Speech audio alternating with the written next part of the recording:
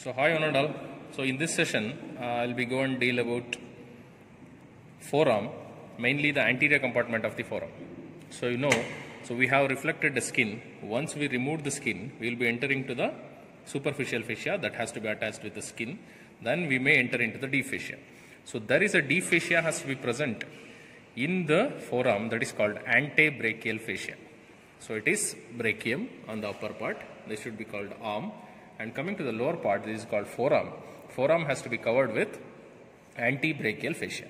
So that fascia has to be attached with a bone. So then it has to be divided into medial intermuscular septa, lateral intermuscular septa. That has to be divided into anterior compartment and the posterior compartment. So this, what I am holding, this should be the anterior compartment of the forearm.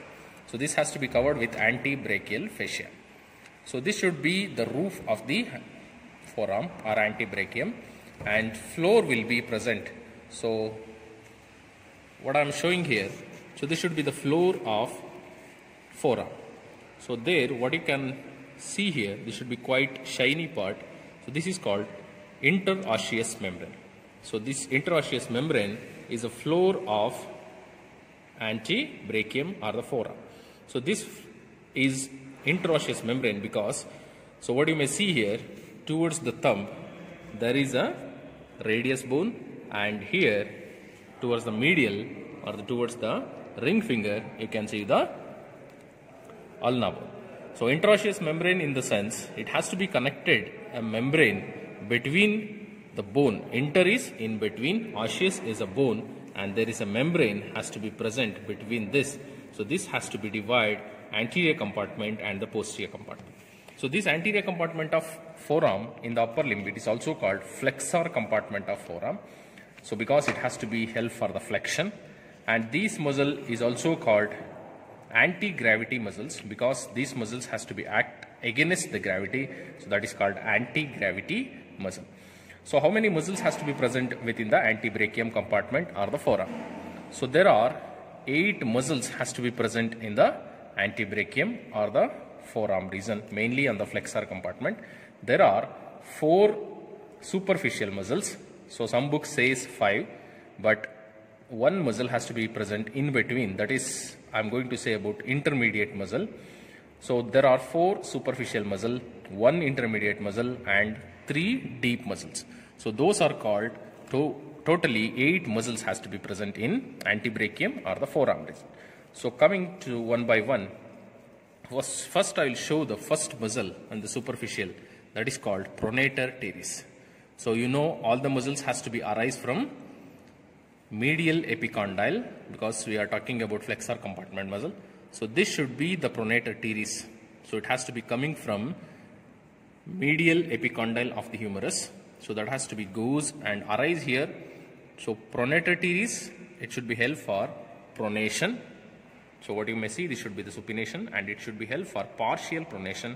So that is called pronator teres. So that has to be arise from 2 heads. One should be from the humerus, that is humeral head, and one more from the ulna. So that is ulnar head.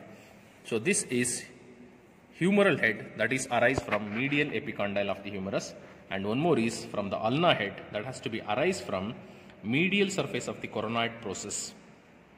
Okay, so these are humeral head and this should be the ulnar head. In between these 2 heads there is a median nerve has to be come from brachium compartment to antebrachial compartment. So this is a space between 2 heads of pronator teres. So in between the pronator teres, median nerve has to be comes and enter into the antebrachium or the forearm compartment. So once this pronator teres has to be arise and goes and inserted to the lateral surface of the radius bone. This should be the insertion of pronator teres. So maximum convexity of the radius bone, this pronator teres has to become and inserted. So this is called first muscle that is diagonally present. It is pronator teres. It should be held for pronation. That's what it's called. Pronator teres is a sense. It should be a short muscle, and it should be action mainly by the weak flexor of elbow joint. It should be weak flexion of the elbow joint, and it has 2 heads. One should be humeral head and one will be ulnar head. And it is supplied by median nerve because between the 2 heads median nerve has to be goes from the brachium to antebrachium compartment. So coming to the second muscle, this is called flexor carpi radialis. So why this is called flexor carpi radialis? One thing, it has to be flexion of wrist, so it should be able to flex. That is the action of flexor carpi radialis. That is called flexor. And carpi because it has to be inserted to the carpal bones. So you know 8 carpal bones has to be present. Among them, one of the bone called trapezium. So this is the bone, this is the muscle tendon has to be inserted to the trapezium. That's what it is called carpi, and it is over the radius bone. So it is called flexor carpi radialis. Again, it has to be arise from medial epicondyle of the humerus and goes form a tendinous on the middle third of the forearm, and it should be inserted to the mainly the trapezium bone. So that's what it is called carpi, and so that has to be goes towards the second and third finger, mainly the base of the second and third fingers. This has to be inserted. So that's what it is called flexor carpi radialis, and it should be a weak flexor of wrist joint.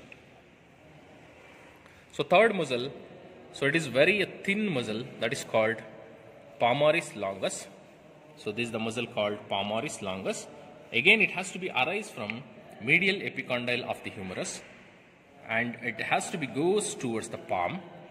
This has to be form aponeurosis. So that's what it is called palmaris aponeurosis, and by the palmaris longus. It has a long tendon. It has to be goes towards the palm and form aponeurosis in the high primate animals. So that's what is called palmaris longus. Again, it has to be arise from the medial epicondyle of the humerus and goes and inserted to the palm. So this is called palmaris longus. And one more muscle called flexor carpi ulnaris. So this is the muscle called flexor carpi ulnaris. Again, it has to be arise from 2 heads. One has to be common origin of flexor muscle, that is called medial epicondyle of the humerus, and one more is from the medial surface of the olecranon process. So this should be a medial surface of olecranon process.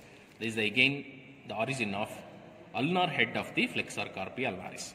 So this should be the one head, that is called humeral head, and one more is ulnar head. So between these 2 heads, there is ulnar nerve has to becomes. So this should be the ulnar nerve. What you can make out here is the ulnar nerve. It has to becomes between the humeral head and the ulnar head of the flexor carpi ulnaris. So this has to be goes, again this should be flexion of wrist joint. Muscle called flexor carpi ulnaris. Again, it has 2 heads, what I have mentioned. One is humeral head and one be from the ulnar head.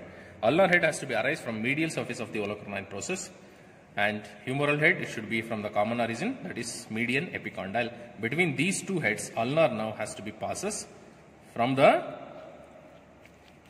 brachium to the antebrachium.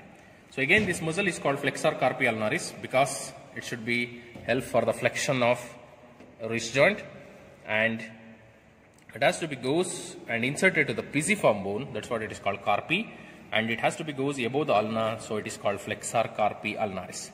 Flexion above the ulna and inserted to the carpi, that is called pisiform bone, and it should be extend. Those tendons has to be goes to the 4th and 5th digits. So that's mainly on the base of 4th and 5th metacarpal bones. And internal carpi ulnaris, again flexor carpi and along with brachial superficial, and the tendon has to be good. Again, so this should be help for flexor superficial